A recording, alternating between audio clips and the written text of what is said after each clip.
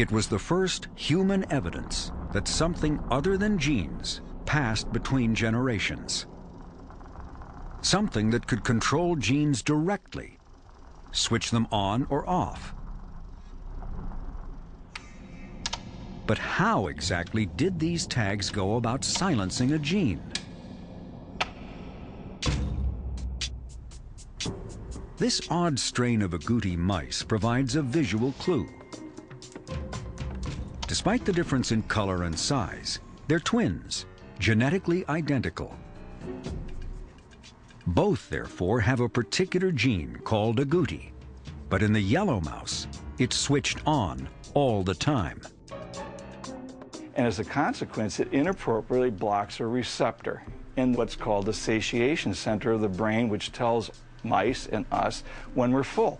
So the yellow animals literally eat themselves into obesity, diabetes, and cancer. So what switched the agouti gene off in the thin mouse? Exercise? Atkins? No, a chemical tag called a methyl molecule. Composed of carbon and hydrogen, it affixes near the agouti gene, shutting it down. Living creatures possess millions of tags like these. Some, like methyl molecules, attach to DNA directly. Other types grab the proteins called histones around which DNA wraps and tighten or loosen them to turn genes on or off.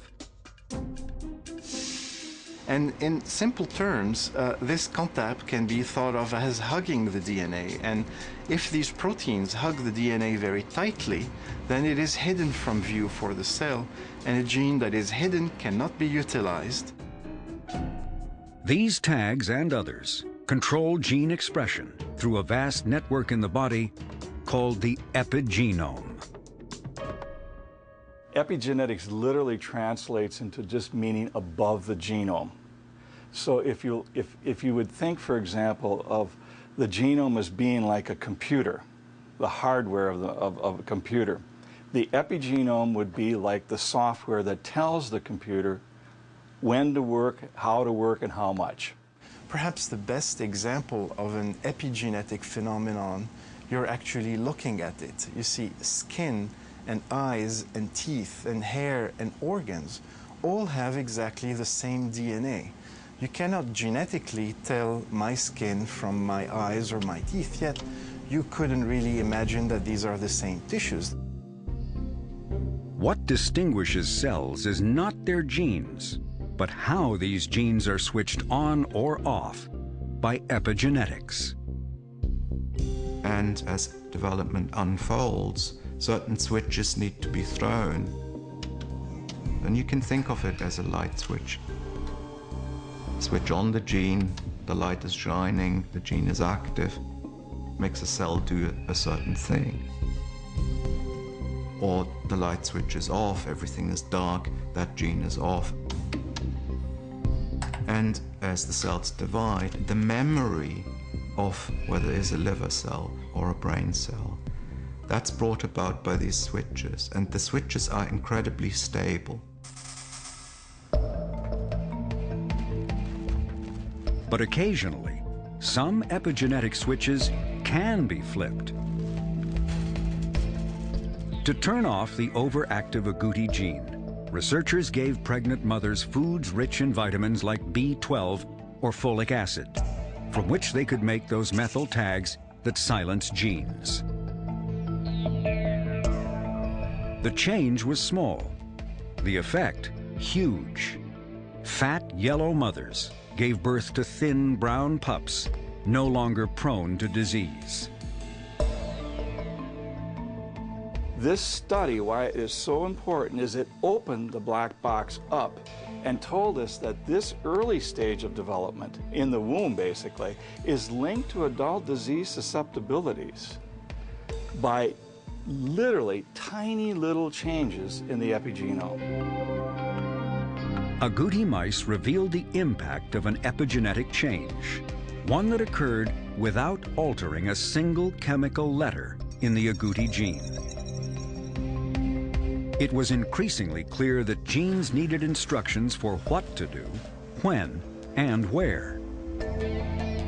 If the thousands of genes identified by the Human Genome Project symbolized the words in the Book of Life, it was the epigenome that determined how that book got read.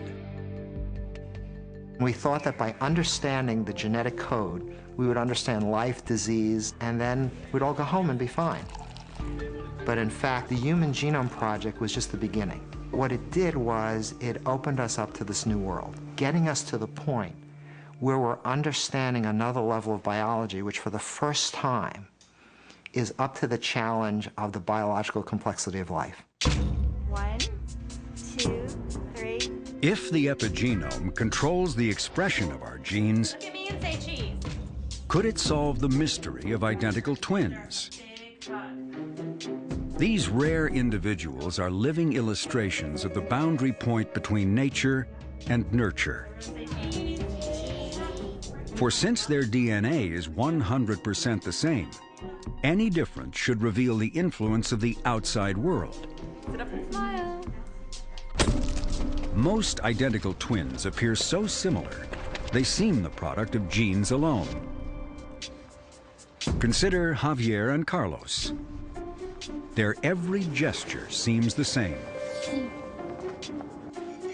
Or take Anna Marie and Clotilde, who show up in nearly the same red dress, when in fact, neither had a clue what the other was going to wear. They moved through life in symmetry. When I see my sister, I see myself. If she looks good, I think I look pretty today. But if she's not wearing makeup, I say, my God, I look horrible. But 5 years ago, symmetry appeared to break. Anna Marie was diagnosed with cancer, and Clotilde was not. I have been told that I am a high risk for cancer. Damocles sword hangs over me.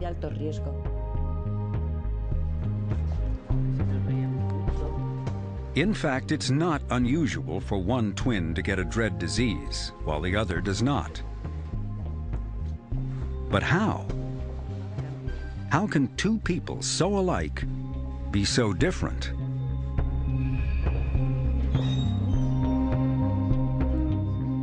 Intrigued by the mystery, Spanish geneticist Manel Esteller set out in 2005 to find the answer to that question. One of the questions of twins is that if my twin has this disease, I will have the same disease. And genetics tell us that there is a high risk of developing the same disease, but it's not really sure they're going to have it, because our genes are just part of the story. Esteller suspected epigenetics was the rest. To find out, he and his team collected cells from 40 pairs of identical twins, aged 3 to 74.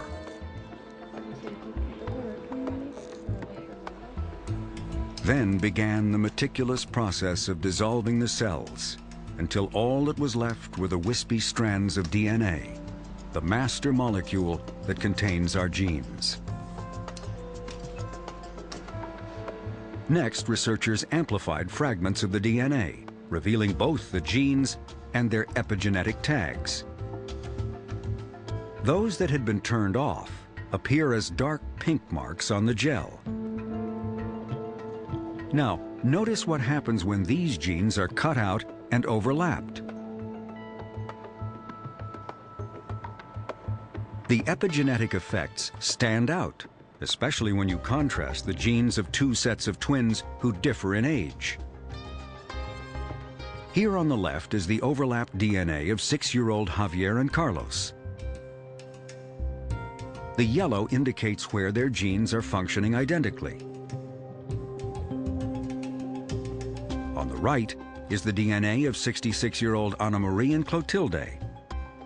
In contrast to the younger twins, hardly any yellow shines through. Their genome may be the same. Their epigenome clearly is not. Identical genes active in one twin may be shut down in the other. Thus, as the years pass, epigenetic changes accumulate in twins as in the rest of us. One of the main findings of our research is that epigenomes can change in function of what we eat, of what we smoke, of what we drink. And this is one of the key differences between epigenetics and genetics.